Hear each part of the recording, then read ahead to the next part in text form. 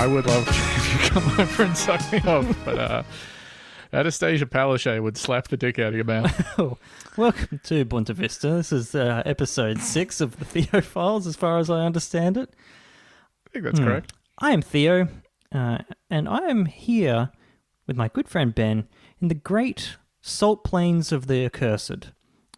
That's right. We've both been given ironic curses due to our selfish and malevolent actions. I myself, I'm 6 feet tall, and I certainly am now. I advertised myself as 6 feet tall on the village notice board, and kind of struck up the attention of one of the village elders' most sumptuous daughters. Upon finding out that I am only 5 foot, 10? Surely not. I'm 169 centimeters. What's that in? I couldn't tell you. Okay. 5 foot. I think I'm 10, I'm like 5 foot. No, I'm like bang on 6 as far as and I am understand now. Now that I've suffered the ironic curse. Unfortunately, that 6 foot is made up of, so I've got like feet at the bottom, got shins as normal and knees, and then I've got 6 repeated, like if you take the leg and then another knee and then the leg and then another knee, and you do that 6 times, all the way up to... I had to interrupt your flow there. Is that 6 times including the normal knee thigh sort of operation? Yeah. Oh, sorry, is it knee thigh or knee shin? So we're going knee shin. So let's start from the feet. Yeah, so we've got knee, you got your shins, feet, shins and calf, sorry. You got your knee. Lower leg. Yep. You've got knee. Yeah, you've got your calf, thigh, etc. Another knee. Wait, hang on. I'm already confused. Calf, thigh, etc.? Thigh, sorry. You've got a composite for the middle one. Okay, thigh. So let's go. Feet, lower leg, knee, upper leg. Perfect. Knee, upper leg, knee, upper leg, knee, upper leg, etc. Till you reach a big old dump truck ass. My dick and balls are hanging out, and then I've just got like a head placed on top of that. The dick and balls hanging out seems optional. Like you could still be wearing... Well, they wanted to leave me with something. Shorts. Oh, you see, I could be wearing... Well, they don't really make pants in my size. Because your waist is your shoulder width, essentially. Like, I think if you put on the, like, largest or second to largest pair of ruggers you can get, and you just pulled that all the way up to the top of your 7 segments It'd be of doing legs. Something, which is more than what I'm doing currently, which is sort of... Yeah, right now it seems like you're not putting any effort in. Rolling around in the salt plains, sort of, with all my shit hanging out. Yeah. Like a millipede. It would take... So do each of these knees articulate in the regular fashion of a knee? Oh, yes. They've got, right. So you were sort of having to make D-shaped legs to accommodate the motion required.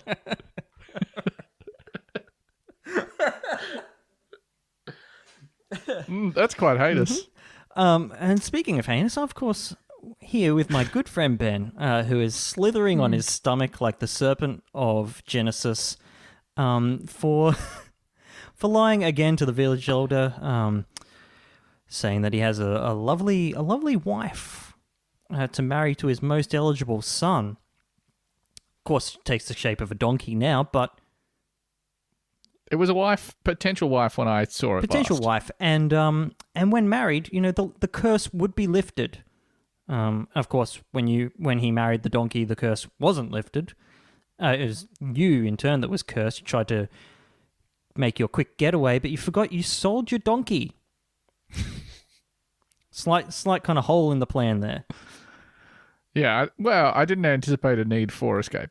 Right. It's easy to cast my actions as if they were born of bad intentions. Oh, you're thinking but I truly believed that was one of those classic donkey will turn into beautiful woman with the holy power of wedlock type situations. So you're the true victim in this. I am the true victim in, it turns out, anytime anyone has run afoul of anything in my life, I have been the victim when I look back over it. When you look back, you can't assign any blame whatsoever to yourself, only Except to outwards. those outwards, yeah. You know how You're very good at that. In the way that every photon is moving away from the sun, all of the blame is moving away from my body. You're exoblamic. Yeah, that's right. That's a nerd bullshit word, which is great because we're here to talk about the Theo files. We've got one each here. I've got one, so I'm going to kick us off here. And this was one that it wasn't like a funny thing that happened where thousands of people died, like we usually talk about. It's a classic. Classic. Yeah. There's no explosions in this one. Nobody dies. Nobody ends up getting their honkers like attached to their buttocks with one knee per cheek, etc. This was just a bunch of stuff that I found interesting. If that sounds bad to you, then maybe skip to the 35-minute part. You can't. All right. You've got to come into it with more confidence. This is some real Sun Tzu. You got to win the war before you start it. But I did find this stuff really interesting. So here it is. On to you. So I was recently watching a bunch of videos by a guy named Adam Neely. I don't know if you've seen Adam Neely on YouTube. No. He is a jazz musician and educator, and he kind of goes into some incredibly like deep and entertaining videos about music on YouTube. I would highly recommend all of his stuff. It's fascinating and it goes way further than you would expect it to. But one of the topics he kind of goes into is the limits of like our understanding of tempo. So there's two videos on there that I would urge you to kind of check out yourselves if you want. What is the fastest music humanly possible, and what is the slowest music humanly possible? Two separate, but very much interlinked videos, I think you'll find. But what I want to do is kind of like take this and see whether we can expand it a bit and try and like link a bunch of phenomena in as to how we as humans perceive time. Can I just, I don't want to disparage Lucy or Andrew, our other two co-hosts, if this is maybe your first episode. I respect them. Sure. I think the world of them. I would say I've come to love them in time. But I don't want to sound elitist, but you would never link phenomena with those guys. No, they're happy with phenomena completely unlinked. Yeah, they'd be like, some disparate phenomena? Okay. Means nothing to me. I won't even attempt to link it. Hey, I've seen some dots. I'm going to go throw a perfect spiral instead. Not going to draw a line between Absolutely those bad boys. Not. Yeah. Who has the time? I'm too busy having premarital sex and going to house parties. And being happy and stuff and sort of like enjoying. Probably of the four of taking us, we're going to drugs draw a line sort of in the Zen and the Art of Motorcycle Maintenance style. If we were to take a razor to divide the podcast into sections, you could have the depression section and the fart section. But we may yet link those two sessions in my topic as if we just give us enough time to breathe. You've popped the cork off this topic, and now you've just got to leave it a little while to waft. Letting the topic breathe, so important. It's so important. So initially I wanted to do like a whole continuum and like start with the macro and talk about how we perceive time over the years, because I've been reading a book that my dad bought me called The Light Ages, which is about the science in the early Middle Ages. Oh, a steampunk novel by Ian MacLeod? No, this is about science in the early Middle Ages. Oh, that's interesting, because I've read a book called The Light Ages that is a steampunk novel by Ian MacLeod. And we can just continue talking as if we've both read the same book and see how far it gets us. I feel very foolish now. I got it for $5 from a Dimmicks. I was like, wow, no one else has ever read that book. So it's sort of just like... me. So it goes into, how we kind of like document time and like the passage of years and that sort of stuff. And I've come to the conclusion that I just don't give a shit about astrology. So it's like impressive, but like it's effectively just very like careful and exhausting bookkeeping of where like constellations rise and set and stuff like that. And occasionally you can like freak out the local warlord by predicting a solar eclipse. And you look like a god, like in those episodes of Stargate where the team goes to a primitive planet, and the indigenous peoples have like rocks tied to sticks, etc. And then they're like, holy shit, is that a Fabrique Nationale P90? I'm like, yes. But you must help us repair our portal. Is that a bullpup profile lights a machine gun. This is like scratching in the dirt. Magazine goes behind the handle. It's a very distinctive looking weapon, though, isn't it? I remember watching Stargate and being like, "Oof, It's a cool gun." Cool gun. It is a cool gun. Very simple, apparently, and it's just like it's got this like mystique because the molding is like cool. It's just like a cool like molded gun, and of course the magazine's at the back. Well, it's kind of like all the way along the top, and they got to like rotate a bullet down and stuff. Which, unlike the Australian standard issue firearm, which is the Steyr AUG. Is That is also a bullpup? But it looks like shit. It looks like absolute shit. It's a fucking Fisher-Price ass gun. It looks like they forgot to attach a bunch of stuff to it when they were assembling it. It's the skeleton of a gun. Skeleton of a gun. Horrible This is the looking thing. prototype. We made it out of plastic. The real thing is coming soon. We'll add the gun bits we'll make later, it look but like a first, gun. let's sell 1 million of them to Australia. So I don't know. I don't find that stuff particularly like it's early science, but it's sort of I don't know. We kind of feel like we're at a point now where we don't really need to look at constellations coming up and down. And they it is a good book though. It's a super interesting book. They kind of go into how, I mean, like our sense of time is like a construct, right? As far as the hours go and that sort of thing. And previous to mechanical clocks, so if you looked back to like the first millennia AD and like up to like 1,000 and 1,200 sort of thing, they had this thing called uneven hours. So the sun would rise at 6 a.m. and it'd set at 6 p.m. and you'd have midday in between at 12, regardless of the seasons. So the hours would just get longer and shorter because that's the thing that you have to keep time is the sun coming up and down, right? Which I thought was interesting. But then as soon as they like come to mechanical clocks and the Chinese were doing a lot of stuff with like water clocks at that time, then even hours become easier to do, and sort of we've kind of gone to that, obviously. But I was listening to a fascinating episode of, I think maybe 99% Invisible, that was talking about how the idea of standardized time between towns didn't become a thing in the UK until the advent of the railroad. And beforehand, you'd have towns that were like a whole hour off absolutely neighbouring towns, and it didn't really matter because... What are you going to do? You're late to your fucking frog peeling appointment? Yeah, You can peel those frogs anytime. That frog will keep before you peel it. As long as you keep it wet, it's good for a few hours. You actually only need to trim a little bit off the bottom of the frog, keep that suspended in a glass of water. Don't store it in the fridge because you will dry it out. All right, but I wanted to zoom in further and kind of like concentrate more on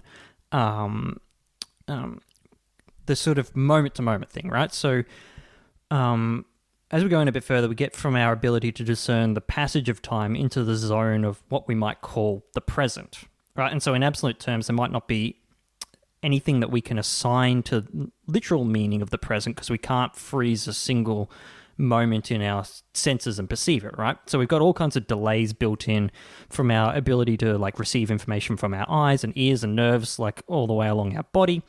And then, so they all have delays to inputs and that sort of thing. And then we can either experience a reflex or process them and get a reaction. But it's our body, or our brain, fabricating an idea of experiencing a present, which is not really... That's exactly right. Yeah, exactly. We're never experiencing all our senses simultaneously. There's always a little bit That's right. But it is useful for our body and ourselves to kind of consider a period that we might describe as the present, right? And so there is such a period from a sensory perspective, and it appears to be more than a few seconds, but less than about 10 seconds, right? So in the I saw one paper that Adam Neely brings up between like 3 and 8 seconds, and during this period, this is when we feel like we're directly perceiving things, right? So if we consider something that happened longer than this amount of time, then we need to spin up the brains of parts of the brain responsible for like estimation and reconstruction, and we get into concepts like working memory instead of direct perception, right? But within that time, it's like this is the now, right? This is a thing that's happening, sort of thing. And it's within this period that seems to be like the longest period of time that we can accurately subdivide time as well. So what do we mean by that? So if I was to make like a beat, right? So like a bass drum beat or something like that, and then another in about 10 seconds, and then another in 10 seconds, and so on, it's very unlikely that your mind would be able to link them as a beat or a groove. In effect, you would process these as separate events because it occurs outside of the present and not like some stream of music that's occurring, right? So you've never listened to Dope Smoker. That's interesting. There is in fact like a bunch of these like examples, like you said, of sort of drone metal, and then taking it to the the extreme. And the extreme of this seems to be about 33 beats per minute. So it's about like a note every 2 seconds or so. At that point, you can still establish a beat and a groove in your mind. You can still kind of count in between the beats quite accurately. But past that, you really like start to lose the ability to, as it kind of escapes the present and into something, a note that you remember happening previously. Yeah. So it's not something you're experiencing. It's a historical event that's repeating itself. But that's right. After it's passed. Exactly. So to quote Adam Neely from his video, this is where you go from feeling the groove to remembering the groove. Right? That's beautiful. And so this time within the periods of like the last few seconds that occurs is what we kind of term as the perceptual present. So I'll kind of got some stuff written down here that I like want to editorialize a bit about, that I reckon that time period that lives just beyond that is like also responsible for the doorway effect.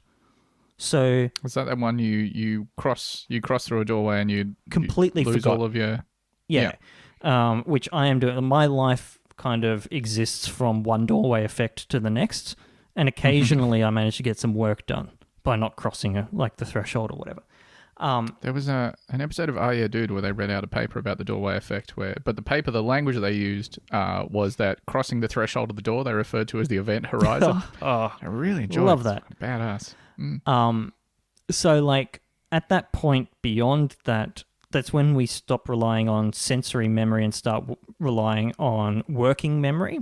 So like our ability to kind of keep a few things like tasks in the head and that sort of stuff.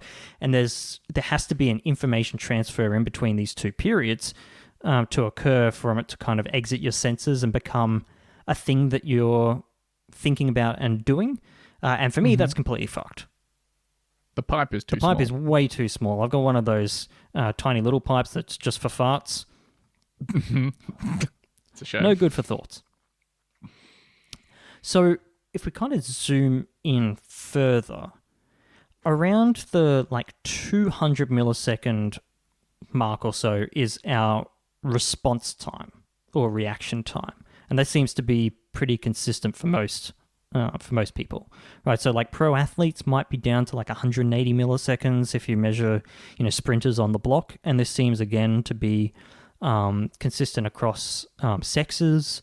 It's pretty like relatively similar for most people as far as like the distribution goes.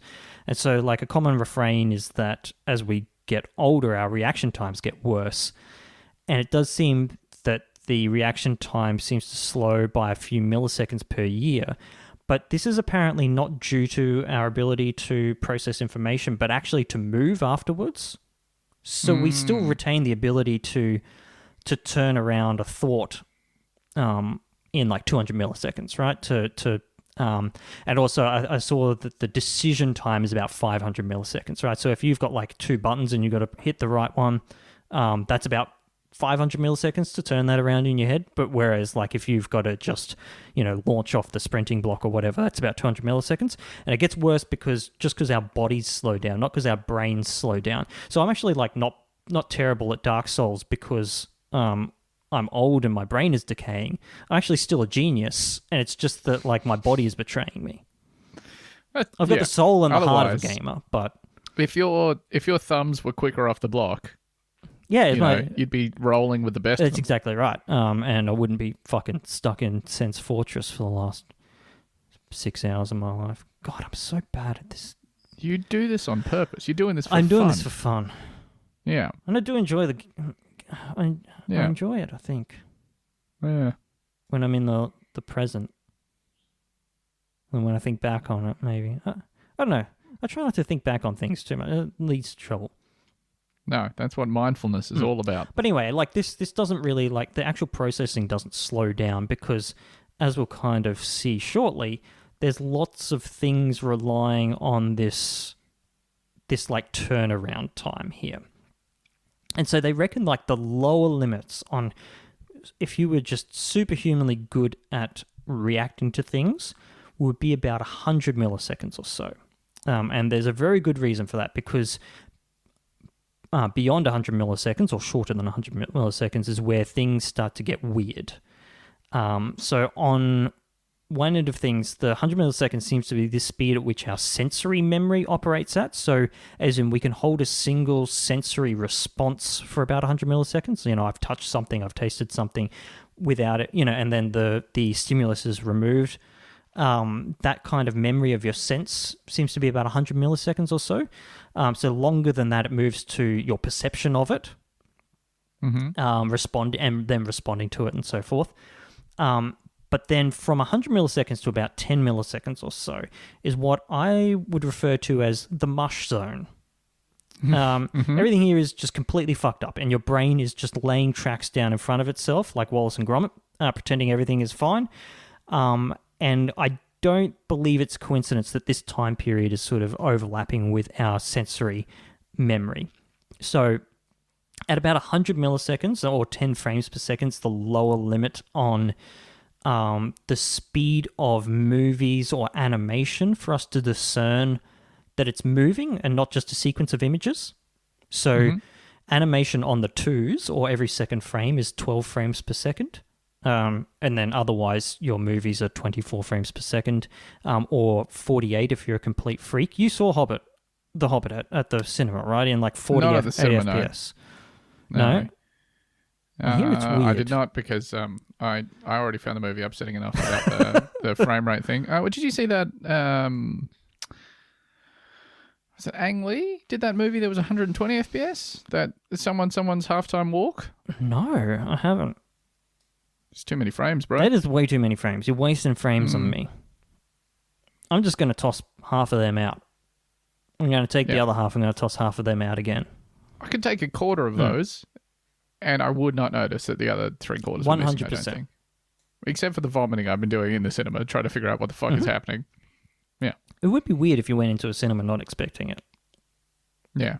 Like something's wrong. Is it wrong with me? Tearing your face off Hellraiser style. And they're just like, oh no, it's meant to be like this. It's art. Oh, just put my face back on. So, so at 24 frames per second, that's about 42 milliseconds a frame, right? So at that speed, you can jam 2 frames in the time span of sensory memory, and your brain's just like, oh, okay, that's a train coming for me.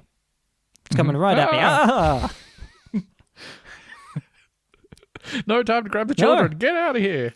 But weirdly, this is also where the limits of how fast music can be played comes in as well. So like putting aside the limits of physically playing it, right? So we're talking about cranking up the BPM in Ableton, doing that sort of thing, or, some ungodly jazz band or what have you, right? So something, again, weird begins to happen to our sense of sound at this 100 milliseconds point. So there's this real cutoff between individual events, like I said, with the individual frames of animation or individual sounds, and something else. So I've got a few examples here, which we will edit in post. Do you want to maybe just tell the listener how you're generating these sounds, just out of interest? As in physically? As in what you're playing them from. Okay, all right. So we here at Bunta Vista lack the technology, except for Andrew, who has, I believe, a patent on it, perhaps, or at least... Oh, no, don't tell them about the embarrassing headphones on the microphone thing. I meant the Python script that you've written. So in Adam's video, he uses Ableton with a particular note, or a drum beat, to kind of show what I'm about to show. And there's actually a separate Q&A that he does, where somebody asks whether you can take one note and speed it up enough to get a different note. And I wanted to kind of reproduce this in line with the thesis here, or the common theme here, of this Mush zone. So I have written some Python code. It's okay. I was going to be writing Python code anyway, whether it was for the podcast or not. Just to go through this, right? So the first sound is just a pure tone. It's a sine wave, which is so if you've got a sine wave that goes up and down 440 times a second, that is a pure A note. So when we hear this, we hear that this is going up and down 440 times a second, and we register that as the note A in our brain, right? So if we play that, so that is just a middle A. I'd know that note anywhere. So but we recognize that as one sound. We don't hear the wiggles up and down. But it doesn't have to be a sine wave, right? We hear or process stuff as it begins to happen more quickly than this 100 millisecond point. We begin to stop hearing individual sounds, and it gets mushed up again into a new sound or note, right? So I'll kind of demonstrate this. So if we play this A note at 5 times a second, right, we can hear this playing 5 times within a single second. If we do it 10 times, we can hear it 10 times playing within a single second, right? But it's still individual notes. But then this weird thing starts to happen beyond that 10 times a second or 100 millisecond point, right? Where if we do this at 20 times a second, so 20 hertz, you start to hear this other tone occurring, right? So this was 10. This is 20. And you can kind of start to hear this other note starting to get introduced. If we do it at 50, you can't even really hear the A anymore. If you take this all the way up to 200 or 600, right, so the individual note has completely gone, and it's replaced with a new note that is just how many times we're playing that original note per second. And kind of going back to how we got here, again, like the contention is that you can't really play music faster than a particular rate, because at one point individual notes start to blend in and create a new note. So I said you can't play music past or interpret as music past a particular like speed, right? There is actually a genre of music that kind of takes this effect and exploits it to make its own sort of music from it, from the new notes, called... Can I guess what it's called? Sure. Nerd music. Extratonal music. You're right. I think from the Greek. Yeah. But it does crop up from time to time in mainstream music, right? So if you listen to the track Giorgio by Marauder by Daft Punk, towards the end they do exactly this with a single note that you kind of hear speeding up and slowing down, and then they start to repeat it so quickly that it becomes a new note.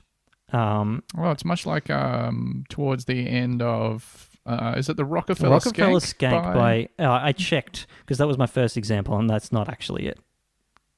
Oh. That's a different thing. It's the other one? No, Wait, it is that song. It is thing? the song, but it's not the same thing. Oh, God damn it. I thought I was fucking... It's Sorry, similar. It's because that was it. the first example I was going to as well, but it didn't turn out to be. I was just saying it's kind of pedestrian. It's the first one everyone thinks of. But you don't have to do it with like a single note, right? So you can do it with a bass drum.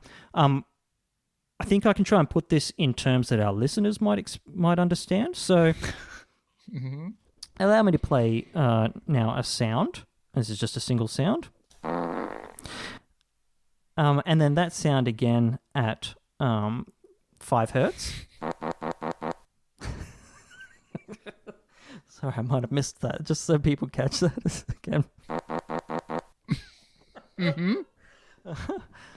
But if we were to play this delicious sound at 440 hertz, which again is an A note, you can generate a note from a fart. It's the classic middle fart A. Middle fart A. Right, and so this changeover where it goes from being its own thing to own individual things to a new like note, again, happens around like the 50 to 100 millisecond mark, right? Which I think is completely uncoincidentally the limits of our hearing. So as humans, we can hear from 20 hertz to 20 kilohertz or so until we kind of gradually damage our hearing. And so, yeah, this overlap between sensory-wise, where we stop, perceiving things as individual events and start to mash them all together, also, like completely, maybe uncoincidentally, overlaps with where we start hearing things, both as, a new note, but also just in general. Like 20 hertz is the lowest that we can hear, and it's when this effect kicks in, which I think is kind of cool, right? Yeah, I honestly never really thought of in terms of, like, I know hertz is a measurement of periods of, repeating cycles, whatever you want to call them. But, like, I never really connected when you talk about frequency bands as in literally it is that waveform. Happening at however many times per second. So you can, and that's all, like, all it is that we hear. So when we, computers, for example, when they output sound, they do it much the same way.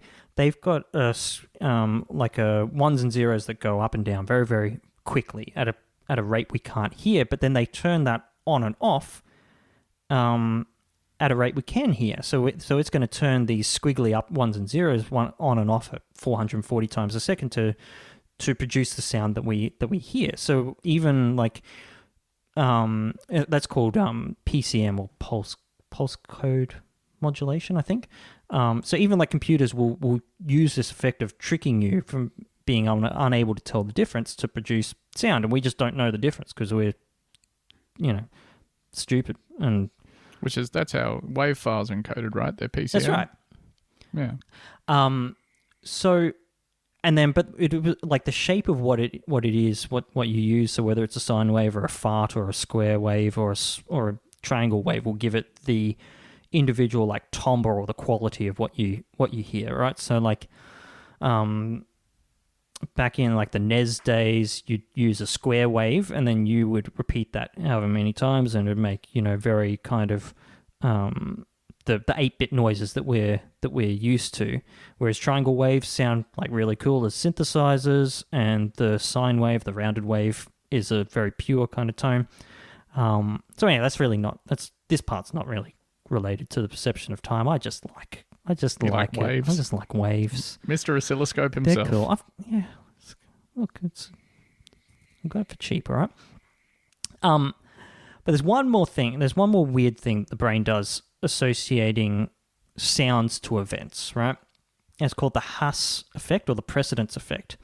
So say we hear a sound in the left ear, and then we hear it in the right ear about 40 milliseconds later. Our brain will basically ignore the fact that we heard it in our right ear and say, nope, I pretend I did not hear it, right? Because 40 milliseconds is around the time that might take for the sound to echo off things in the environment. Sure. So there are all these echo effects, but your brain's like, no, don't even worry about that. That'd be too confusing. Don't even think about it. Like, it definitely came from your left. But if you crank the delay down to about 5 milliseconds, this will make your brain think the sound is absolutely 100% coming from the left, right? Which enhances your stereo localization effect. Because in stereo, our brain relies on a number of phenomena, including primarily intraoral delay, which is the time difference it takes from sound basically crossing the structure of your head, right? So if you hear something completely to your left, you'll hear it in your left ear, and then it will take 5 milliseconds or so for it to cross your head and you to hear it in the right ear. And that tells your brain that it came from that direction, right? So it's a big, big part of how we can accurately pinpoint the source of sound. So if we don't have this, we're really bad at finding where sounds actually came from. So in video games, you might see the term head-related transfer function, all this sort of stuff. It's basically modeling the skull to improve the impression of a 3D soundscape by faking the amount of time it takes for sound to cross our skull. Sort of So thing. when I see people on Twitter talking about how they've started HRT, this is what they're talking about? That's exactly right. They're gonna get really good at echolocation. I can understand why they're excited. Absolutely. But again, at this point, we can't do anything useful else with this information, right? So when you get down to changing the times that events occur at this point, our brain basically just says these are the same thing to me, like the Office meme or whatever. I think it's I think it's that guy from it's the woman. The woman. Pam. Pam, yeah.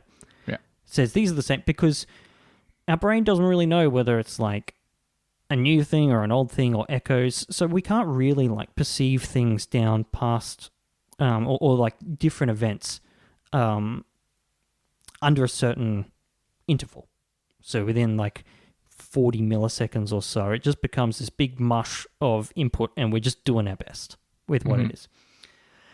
And beyond that, we literally can't do anything else at all, right? So our neurons can only turn off and on about 1 millisecond each time, or a constant rate of about 100 times a second.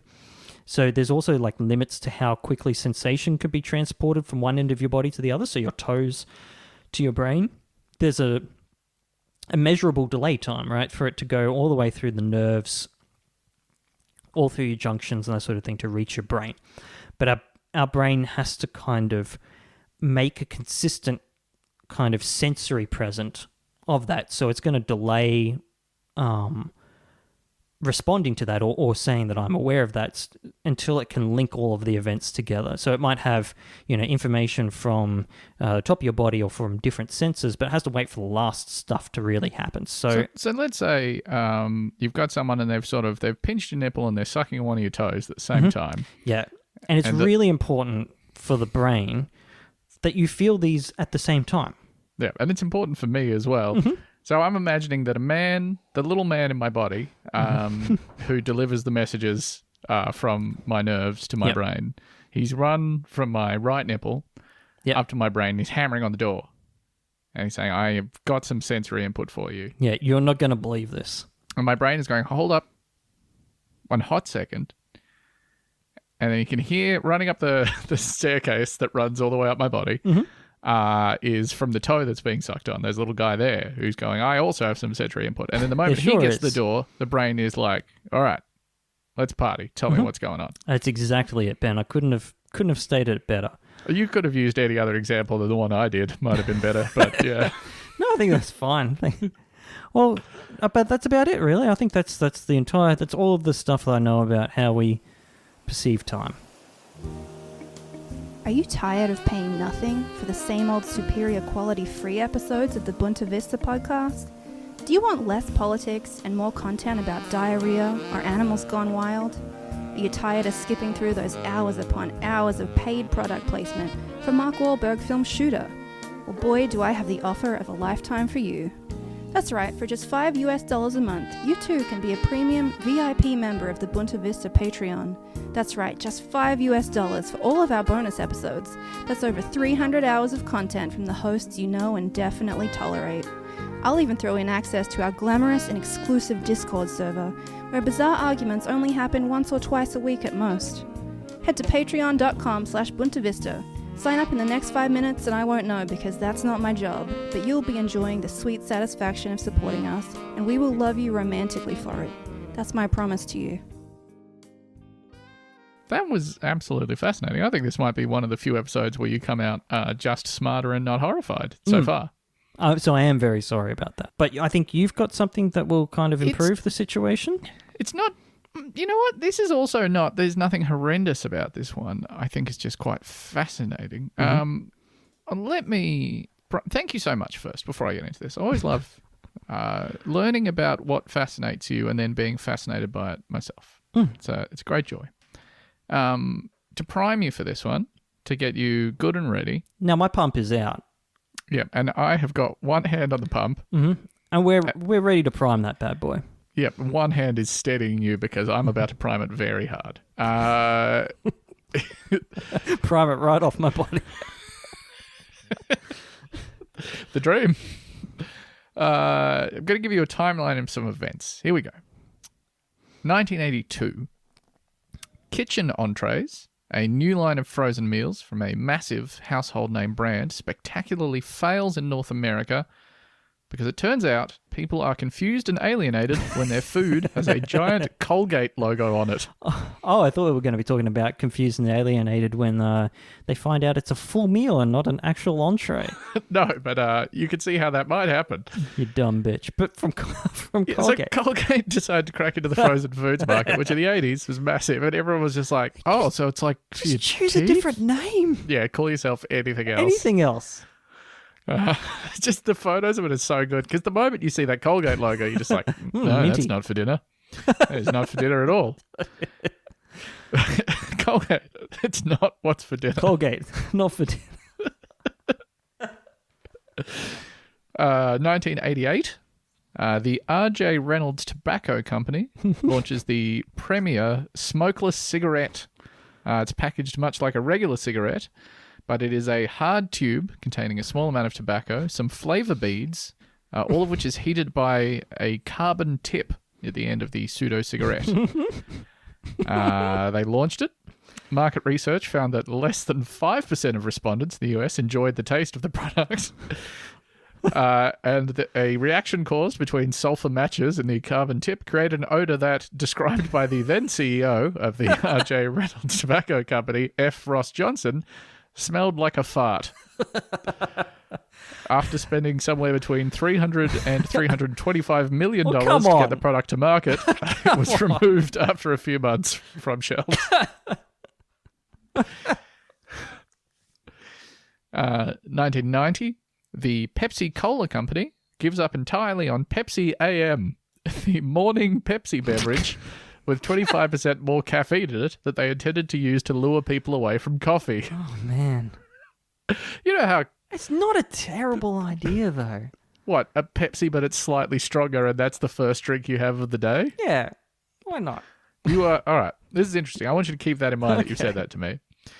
1998, Frito-Lay introduces the Wow line of chips using Olestra, a substance described on Wikipedia as a, quote, fat substitute that adds no calories to products. Wow chips were marketed as a healthy alternative to regular chips. I can see that. The product is a massive success in its first year, making the most sales of any new product in North America in 1998. Oh, it sounds good. Sadly, those numbers are not sustained because as the chips were marketed as a healthier product, consumers tended to eat way more of them than they would of regular chips. Okay. And unfortunately, a side effect of eating too much Olestra, which is the same side effect as eating too much of any fat, is severe abdominal cramping and loose stools. This prompted the FDA to put a warning on the chips saying that consuming too much Olestra will do this to you, although they eventually removed that from packaging, and light Smith chips had Olestra in it up until 2006. 2002, Nokia releases the Nokia Engage. Oh, buddy, now we're talking. Which now we're sells taco talking. It did look like a taco, didn't it? The Engage sells 400,000 units in North America in just the first 2 weeks, according to Nokia. Independent research reveals that 400,000 is actually the number of units that were sent to retailers. Sure. The actual number of Nokia Engages sold in the first 2 weeks is 5,000. Oh, my God. They could have put the microphone anywhere, I feel like. Very silly device that they kept doing re-releases of for a number of years afterwards. Well, they fixed the taco talking problem, and they thought that was it. A very silly product. And finally from this list, 2006, HD DVD is launched. I've got that on my calendar. Actually, I know that by heart. You remember that date. Now, these are some examples of great historical product launch flops. And, this is a massive embarrassment for some companies. It's hard for them to live them down. In the follow-on from the Zune, Microsoft saw something like a 40% reduction in game sales, which is completely unrelated to the Zune, but the name was tarnished so badly by the Zune that it harmed them overall. So what would be invaluable to you as a business would be if there was some way to know in advance if your product was going to be unpopular with people. I mean, it'd be crack the code. That'd be the dream, right? Theo, allow me to read to you an excerpt from the paper Harbingers of Failure, published in the Journal of Marketing Research. Decades of research have emphasized that customer feedback is a critical input throughout the new product development process. The central premise of this customer-focused process is that positive feedback is good news. The more excited that customers are about a prototype, the more likely it is that a firm will continue to invest in it. When firms move to the final stages of testing and launching a new product, metrics of success shift from likes and dislikes to actual product sales. Again, conventional wisdom is that more product sales indicate a greater likelihood of long-term success. Sure.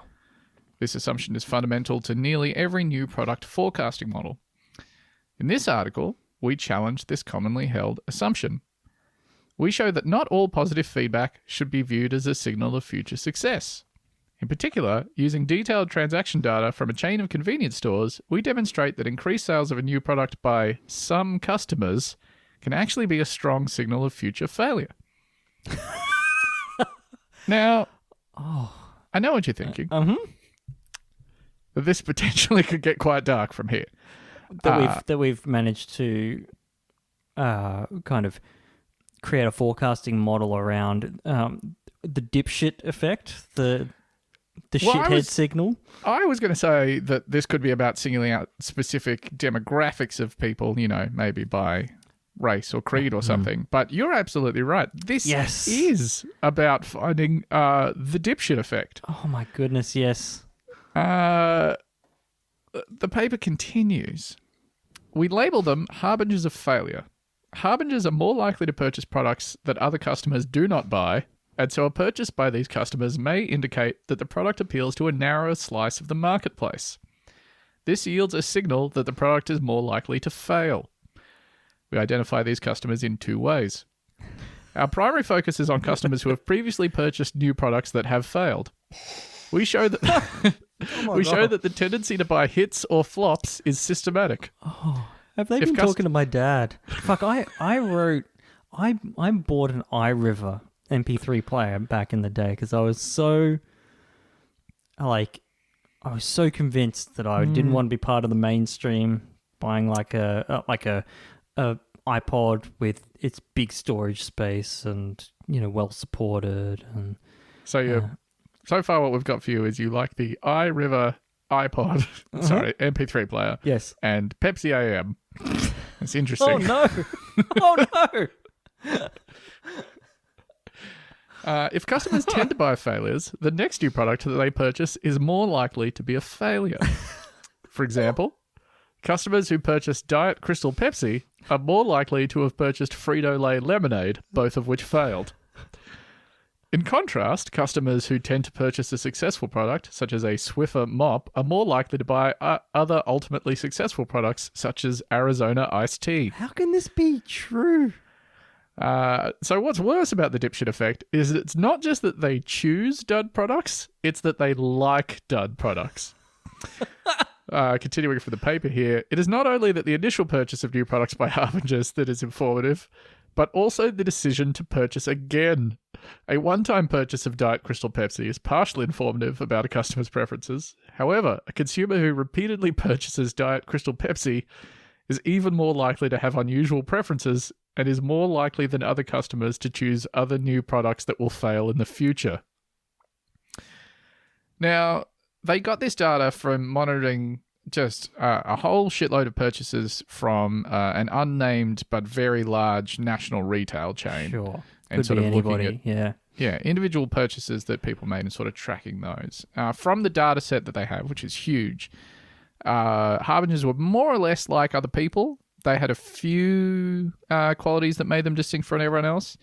On average, they tended to try new products a week or so earlier than other consumers, but this is like, generally it takes people 29.7 weeks to try a new product. Harbingers would try like 28. So not a massive difference. Yep. Consistent. They tend to purchase more items, but visit stores more infrequently. So I don't really know what that means. They're more likely to choose cheaper items from the options available, and they are more likely to buy things on sale. So they're thrifty consumers. Yes. I can see where this starts to kick in, yeah. And interestingly, they purchase a higher proportion of beauty items, but a lower proportion of healthcare items. Uh-huh. Yeah, so I don't...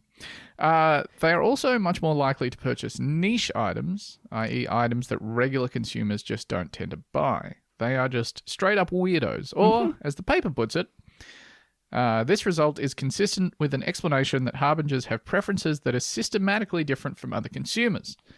If harbingers adopt a new product, it may signal that other customers will not be attracted to the product.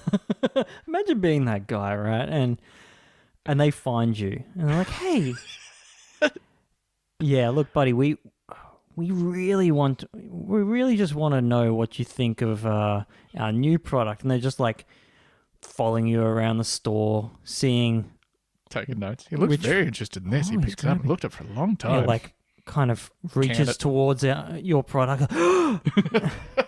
Oh, God damn it. It just reaches down slightly for the tin of crab juice. I just got to have my crab juice.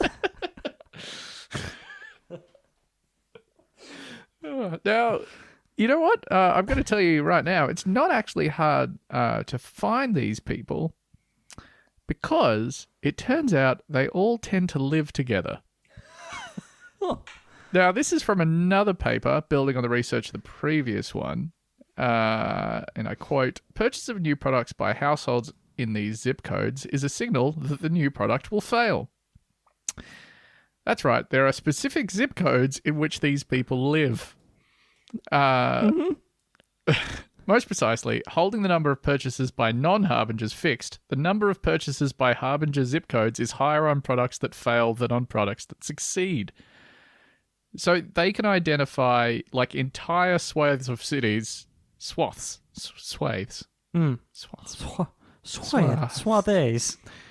where in a distinct fashion from the other zip codes around them, these people buy wrong. Yeah, they make terrible choices. So basically you have like normal suburb, and then you take like a wrong turn and everyone's drinking Crystal Pepsi. Yeah. What the fuck is going on in here? So much like in the previous study, their primary data set when they began was from like bulk purchases made in a large retail store. But it turns out that is not the only manner in which people in Harbinger postcodes pick duds. Continuing from the paper here, the same pattern extends to purchasing decisions at another retailer selling private label apparel.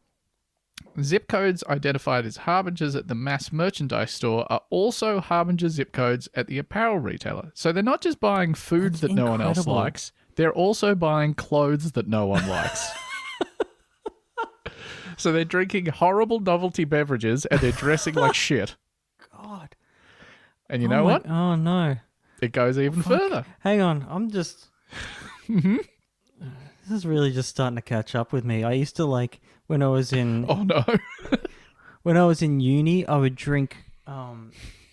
what's that cola that sucked? RC Cola? RC Cola. Yep. But I really like... like... the worst of the colas, I really liked vanilla Coke, so I would buy vanilla essence and RC Cola, which is like 30 cents a can. You know what? This is... We'll discuss this at the end, but... But my dress sense is fine. Yeah, you dress very well. You dress very sharply. Thank you. Beautiful dress, man. Whenever we'd have drinks after you'd just finished work, I'd be like, God damn, I dress like shit. Look at Theo. But my wife dresses me, so... Well, that might be why that's an outlier then. So other than picking ugly clothes, what do they do? This is more from the paper. We then ask whether our results extend beyond the retail domain, starting with a comparison of contributions to congressional election campaigns. We identify the top 2 candidates and compare donations in each 5-digit zip code with donations in neighbouring zip codes. Zip codes identified as harbingers at the mass merchandise store are systematically less likely to donate to the most popular candidates. They are also more likely to donate to candidates who lose their elections. Oh my god. Eat shit food, wear shit clothes, always back the wrong horse in political races. I'm a big Bernie fan. I mean, when was the last time a local candidate that you liked won? Yeah. That's a fun thought, isn't it? All right, so we've got all those, but surely there can't be more. That must be it. We're at 59 minutes now on the recording. Yeah, so we should probably stop before I get to this last fact. Just kidding. We also compare changes in house prices between 2002 and 2015. Zip codes identified as harbingers at the mass merchandise store had systematically smaller increases in their house prices during periods that prices were increasing or for neighbouring zip codes. How can this be? So they eat what no one wants to eat. They dress in a way no one wants to dress. Uh-huh. They back the politicians no one wants to be governed by, and they live in places no one wants to live. But like weirdly, like this is not necessarily like a class thing or something. This is something No, that it's sits not. outside of this, 100%. where they just literally have bad taste across the board. Yep. Now, yeah, there's some neither of these papers attempt to draw conclusions as to what the underlying factor is, but yeah, largely class is not a factor in these things. Neither is race. You can be like middle class and have terrible taste and be like an awful spendthrift. Yeah. Dick doesn't work so good. It could happen to anyone. Anyone at all. But they do offer a variety of explanations on things like, sort of you were alluding to this earlier, but the idea that you just like, you don't want to be a part of the pack. Yeah, absolutely. You want to be a little bit different, so you go, oh, no, I'm going for this one. So it's something with a sort of oppositional sort of bent to it. Although how that oppositional bent would make you be like, I want to live somewhere that sucks is quite funny. So, obviously you could maybe attribute this to these suburbs sort of forming micro trends, right? That there's already a bunch of people there that already reject. Oh. And you'd be like, yeah, you move see there and you go, oh, everyone here owns the Pontiac Aztec. Everyone here is wearing flares, so I guess flares are in. It's time for me to wear flares. Turns out that's not the case. Data from the apparel retailer also allow us to observe households moving between zip codes. We use these events to ask whether the Harbinger zip code effect results from households with Harbinger tendencies clustering together, or whether households learn these tendencies by observing their neighbours. We first ask whether households that move from Harbinger zip codes tend to move to other Harbinger zip codes. The evidence strongly supports this pattern. Households that leave the Harbinger zip codes tend to go to other Harbinger zip codes. The reverse is true for households that start in non-Harbinger zip codes. They tend to move to other non-Harbinger zip codes. We ask whether households' tendencies change when they move, which might suggest that households' tendencies are in part learned from their new neighbours. We find no support for this. There is little evidence that Harbinger households' tendencies become more like their neighbours after they move. We conclude that Harbinger tendencies are a sticky trait, and the clustering of Harbingers within Harbinger zip codes appears to be caused more by the tendencies households bring than the tendencies that they learn. Straight on, got that bad taste gene. Yeah. That's Harbinger zip codes. Oh my god.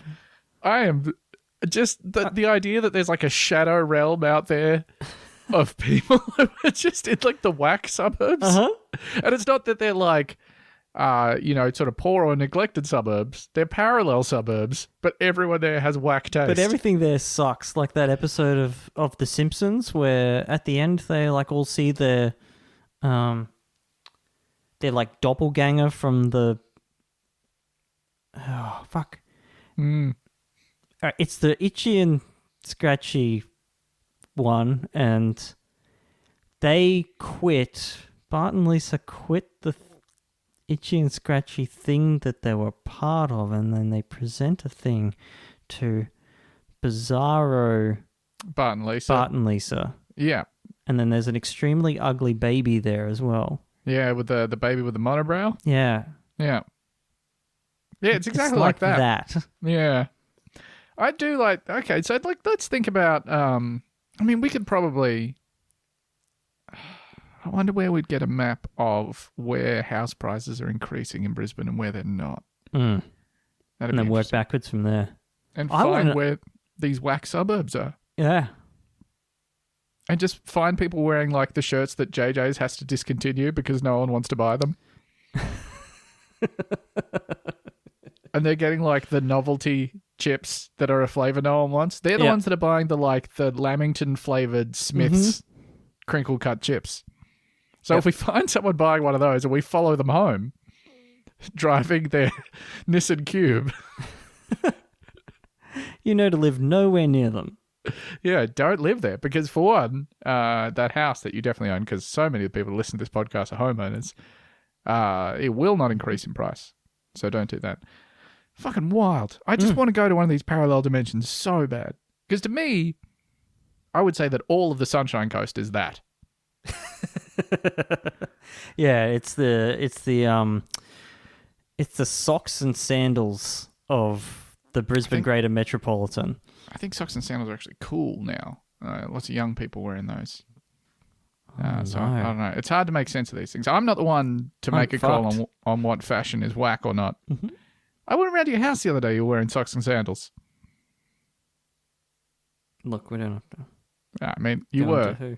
You were wearing gold Birkenstocks. Okay, those are Caitlin's. I put them on because you came around. Otherwise, I would just wear socks in the yard.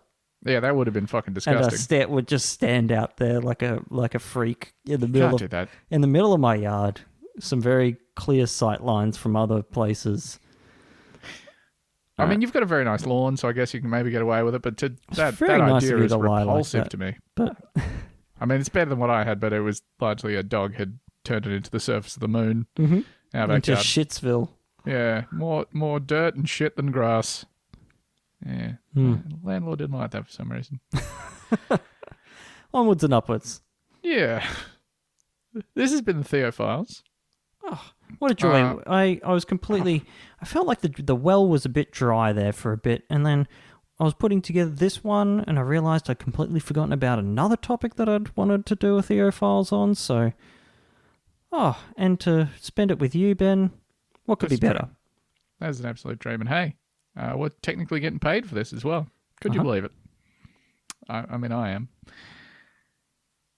How do you end these again? This is what happens to us every time.